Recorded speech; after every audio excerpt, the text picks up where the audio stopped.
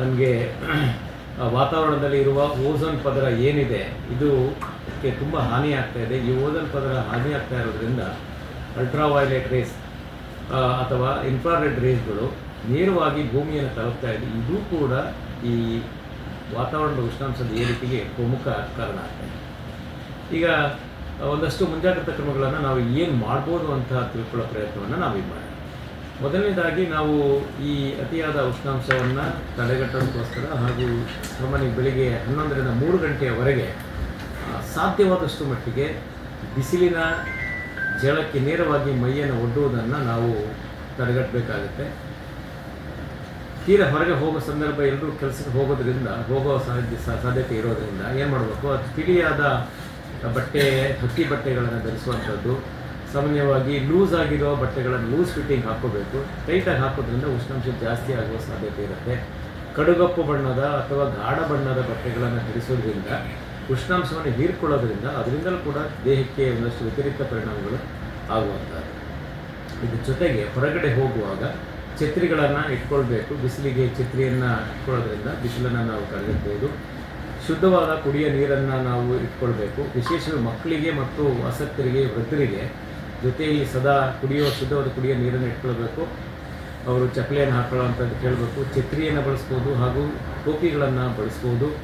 ಸಾಧ್ಯವಾದಷ್ಟು ಮಟ್ಟಿಗೆ ನೆರಳಲ್ಲಿ ವಿಶ್ರಾಂತಿ ತೆಗೆದುಕೊಳ್ಳೋದಕ್ಕೆ ಅವರಿಗೆ ಮನವರಿಕೆಯನ್ನು ಮಾಡಿಕೊಳ್ಬೇಕು. ಮಕ್ಕಳು ಈ 11ರಿಂದ 3 ಗಂಟೆಯ ಒಳಗೆ ಅತಿಯಾದ ಬಿಸಿಲಿನಲ್ಲಿ ಆಟ ಆಡೋದನ್ನು ಮಕ್ಕಳಿಗೆ ಅವಾಯ್ಡ್ ಮಾಡಬೇಕು. ಇದರಿಂದ ಮಕ್ಕಳ ದೇಹ ಅತಿ ಸೂಕ್ಷ್ಮವಾಗಿರೋದ್ರಿಂದ ಬೇಗ ಆಘಾತ ಆಗುವ ಸಾಧ್ಯತೆ ಇರುತ್ತೆ.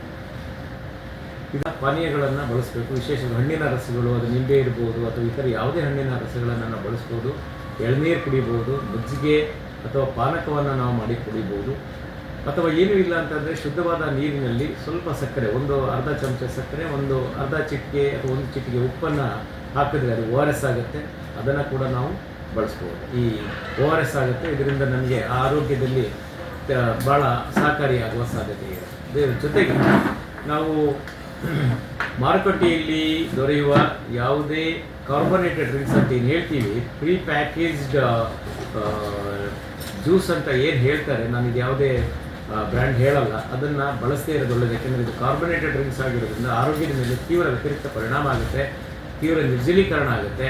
ಸೊ ನಿರ್ಜಲೀಕರಣ ಆಗೋದ್ರಿಂದ ಆರೋಗ್ಯದ ಮೇಲೆ ತೀವ್ರ ವ್ಯತ್ಯಯ ಆಗುವ ಸಾಧ್ಯತೆ ಖಂಡಿತ ಇದ್ದೇ ಇದೆ.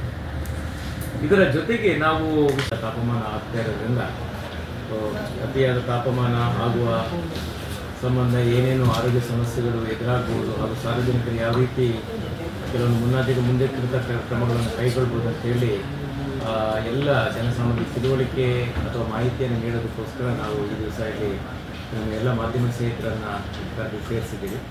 ಮತ್ತೊಮ್ಮೆ ಎಲ್ಲರಿಗೂ ನಮಸ್ಕಾರ.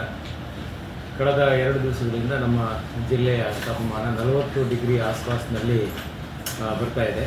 ಈ ನಮ್ಮ ದೇಹದ ಉಷ್ಣಾಂಶ 97ರಿಂದ 99 ಡಿಗ್ರಿ ಫ್ಯಾರೆನ್ಹೀಟ್ವರೆಗೆ ನಮ್ಮ ದೇಹದ ಸಹಜ ಉಷ್ಣಾಂಶ ಇರುತ್ತೆ.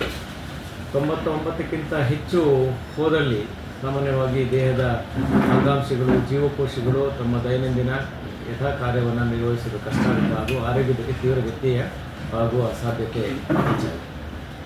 ಸಾಮಾನ್ಯವಾಗಿ ವಾತಾವರಣದ ಉಷ್ಣಾಂಶ ನಮ್ಮೆಲ್ಲರಿಗೂ ತಿಳಿದ ಹಾಗೆ 35, 36 ಅಥವಾ 37 ಇದ್ದಲ್ಲಿ ಒಂದಷ್ಟು ನಾವು ಸಹಿಸ್ಕೊಳ್ಬೋದು. 38, 39ಗೆ ಜಾಸ್ತಿ ಆದಲ್ಲಿ, ವಿಶೇಷವಾಗಿ ಕರಾವಳಿ ಭಾಗದಲ್ಲಿ ಈ ಆರ್ದ್ರತೆ ಅಥವಾ ನಾವು ಏನು ಹ್ಯುಮಿಡಿಟಿ ಅಂತ ಹೇಳ್ತೀವಿ, ಇದರಿಂದ ಕೂಡ ಸೆಕೆ ಆಗುವ ಸಾಧ್ಯತೆ ಜಾಸ್ತಿ ಇರುತ್ತೆ. ಇದರಿಂದ ಕೂಡ ಸಮಸ್ಯೆ ಆಗ್ತಾ ಇದೆ. ಮೊದಲಿಗೆ ಈ ಉಷ್ಣಾಂಶ ಏರಿಕೆ ಯಾಕೆ ಆಗ್ತಾ ಇದೆ ಅಂತೇಳಿ ನಾವು ಒಂದಷ್ಟು ಆತ್ಮಾವಲೋಕನ ಮಾಡ್ಕೊಳ್ಬೇಕಾಗುತ್ತೆ. ಯಾಕೆಂತಂದರೆ ವಾತಾವರಣದ ಉಷ್ಣಾಂಶದ ಏರಿಕೆಗೆ ಪ್ರತಿಯೊಬ್ಬರು ಕಾರಣ ಆಗ್ತೀವಿ. ಮರಗಳನ್ನು ನಿರಂತರವಾಗಿ ಕಡಿತಾ ಇದ್ದೀವಿ ಹಾಗೂ ಮರ ಕಡಿದ ಜಾಗಕ್ಕೆ ಮತ್ತೆ ನಾವು ಗಿಡಗಳನ್ನು ಅಥವಾ ಮರಗಳನ್ನು ಬೆಳೆಸುವ ಪ್ರಯತ್ನವನ್ನು ಮಾಡ್ತಾ ಇಲ್ಲ. ಎರಡನೇದು ಅತಿಯಾದ ಪ್ಲಾಸ್ಟಿಕ್ ಬಳಕೆ ಕೂಡ ನಾವು ಮಾಡ್ತಿದ್ದೀವಿ. 3 ಮತ್ತು ಪ್ರಮುಖ ಕಾರಣ ಅತಿಯಾದ ಕೈಗಾರಿಕಾಕರಣ ಹಾಗೂ ವಾಹನಗಳ ಬಳಕೆಯಿಂದ ನಮಗೆ ಕಾರ್ಬನ್ ಡೈಆಕ್ಸೈಡ್ ವಾತಾವರಣಕ್ಕೆ ಪರಿಸರಕ್ಕೆ ಎಗ್ಗಿಲ್ಲದೆ ಬಿಡುಗಡೆ ಆಗ್ತಾ ಇದೆ. ಈ ಕಾರ್ಬನ್ ಡೈಆಕ್ಸೈಡ್ ಬಿಡುಗಡೆ ಆಗ್ತಾ ಇರೋದ್ರಿಂದಲೇ ನಮಗೆ ಅತಿ ಹೆಚ್ಚು ಉಷ್ಣಾಂಶದ ಏರುಪೇರಿಗೆ ಪ್ರಮುಖ ಕಾರಣ ಆಗ್ತಾ ಇದೆ.